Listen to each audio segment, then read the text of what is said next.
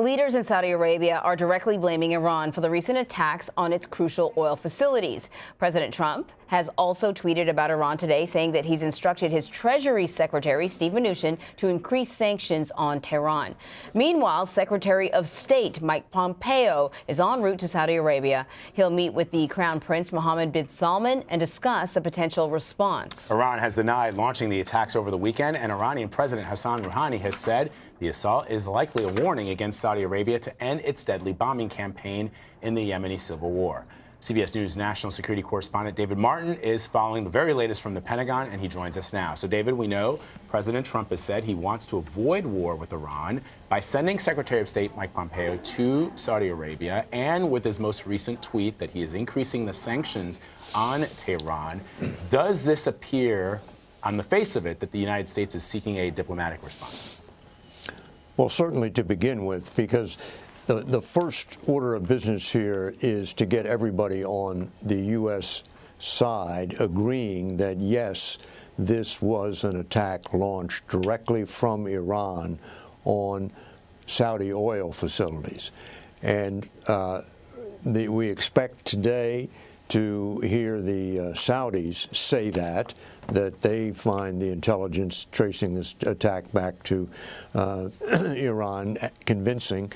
But the U.S. is looking for much broader support than that. They want basically all of our European allies to agree that this is not a trumped-up case that the Trump administration, has made, but is real intelligence, not just an excuse for an attack on Iran. So then, David, why does the U.S. feel that it needs to lead with a response here? This is, the administration that said the U.S. isn't going to be the world's policeman anymore. Yeah. These are, Saudi Arabian oil fields. Well, it's true that the United States is no longer as dependent on Saudi oil as it once was. The loss of production in Saudi Arabia is no longer going to produce gas lines here in the United States. But that oil is still critical to the world economy and to the economies of some very close allies of the United States, such as Japan and South Korea. So the U.S. has an interest in the health of the world economy, and therefore the U.S. has an interest in keeping the Saudi oil flowing. And beyond that, Saudi Arabia is the main counterbalance to Iran in the Persian Gulf.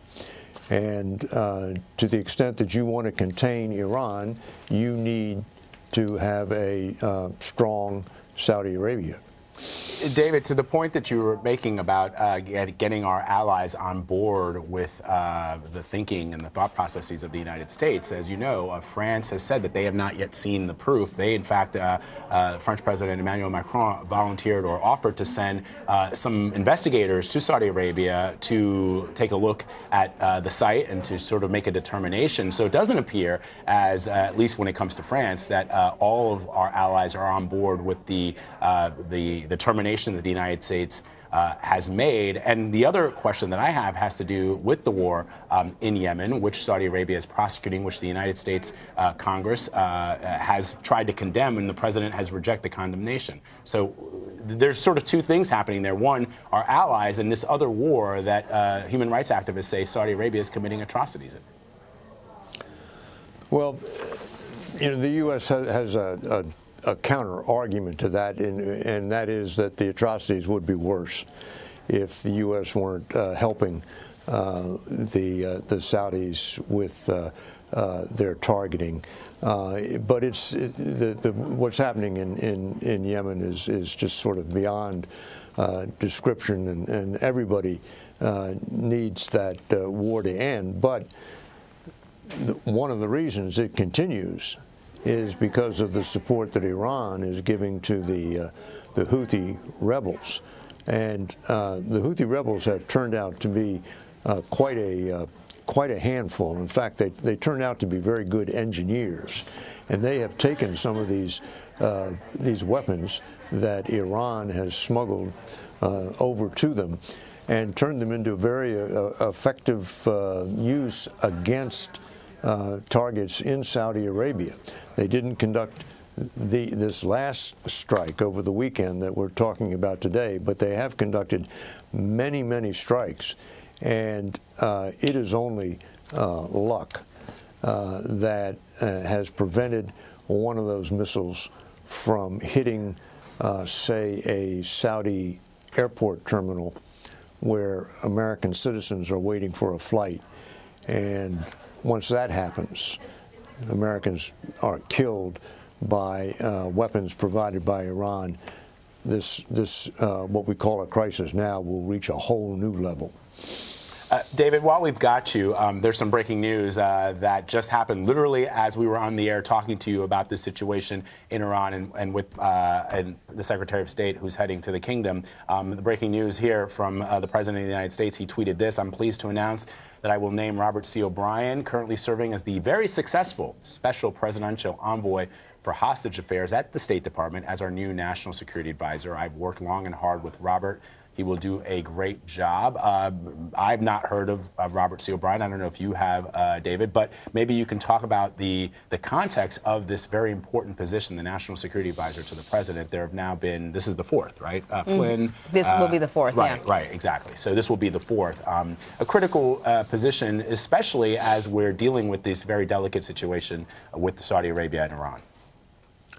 Well, it's no secret that Donald Trump is a tough man to work for. And there's a sort of constant turnover in these top national security jobs. We're on our third Secretary of Defense over here at the Pentagon. I think the almost ironic part of this is that is not the arrival of O'Brien, but the departure of John Bolton, because John Bolton was the leading hawk on Iran, who felt that there was only a military solution to this constant standoff with Iran, which has been going on basically since 1979, and he is now out, and the president said he made too many mistakes, and clearly. One of them has to be their disagreement over how hard a line to take against Iran. So I think it is the absence of John Bolton more than the presence of a new National Security Advisor, which is most significant here. And of course, in many of these cases, you know, the National Security Advisor, his job is to run this interagency process, which gets everybody a chance to get a fair share of making their case to the president. And we know now from 2 years that that's just not how things work in this White House. The president makes these decisions without going through all of the apparatus that usually attends all of these decisions. So I'm not sure that this is anything that you would call a game changer. All right, David. You know, one thing, David, to your point about Bolton, which is really kind of interesting, I thought it was kind of fascinating. I was talking to you about this earlier, that Senator Lindsey Graham tweeted this yesterday: "The measured response by President Donald Trump regarding the shooting down of an American drone was clearly seen by the Iranian regime as a sign of weakness." And the president retweeted to Lindsey Graham, "No, Lindsey, it was a sign of strength that some people just don't understand." So clearly, Graham, at least based on this tweet, was in that Bolton camp of people who sort of believe that the only way to deal with Iran is not through the use of diplomacy or with sanctions, but through some kind of military action. I think, in retrospect, his decision to call off that strike, retaliatory strike for having shot down the drone, was a very shrewd thing to do. It confused the heck out of the Iranians. They were absolutely sure a hit was coming, and that's okay with them. It was the strike was just going to be against 2 surface-to-air missile batteries. They got plenty of those they can replace, and then they could rally their population against the Great Satan, which had just attacked their country. And don't forget, there was a cyber attack, which didn't get much attention simply because cyber attacks are very easy to keep secret. But there was a cyber attack which did a heck of a lot more damage than taking out 2 surface-to-air missile batteries would have. So given that context, David, the president tweeting it was a sign of strength that some people just don't understand, including perhaps the Iranians. Right, exactly. So thank you very much, Thanks, David.